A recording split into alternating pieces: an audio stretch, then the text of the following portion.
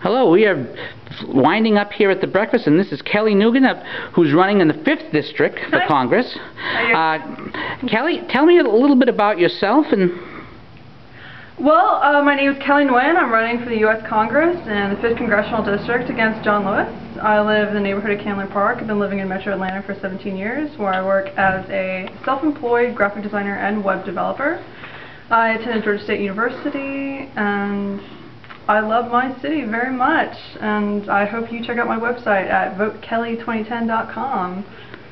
All right, now Kelly, John Lewis has been in there for quite a bit of time. How are you going to try and persuade the people who have considered him an institution to cross over?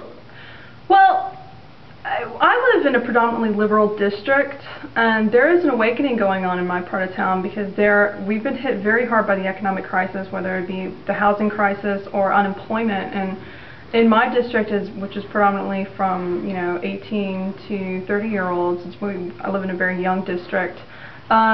We're hit very hard by unemployment, I think more so than other age groups. So I think people are willing to listen to the reason and logic of free market economics. I've converted dozens and dozens of former liberal economic beliefs and that now have conservative beliefs on free market economics, and so they're crossing over.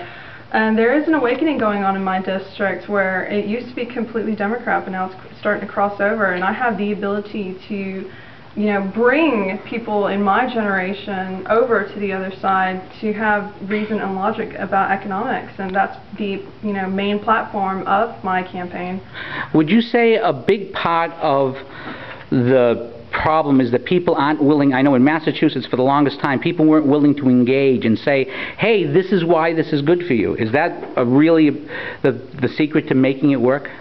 Yes, it is. And if you go at them in a common sense approach and you kind of explain the science behind socialism and you explain the science behind free market economics, they listen. And sometimes they won't listen when you tell them 2 or 3 times, but after you've told them so many times, they've heard the message, they're like, wow, this really does work, and this is what our country was founded on. And when free market economics was its freest, we were prosperous. But ever since, the federal government and state governments have grown and the market is not as free, we've had, severe economic downturns. And I believe that that's what is responsible for our economic problems.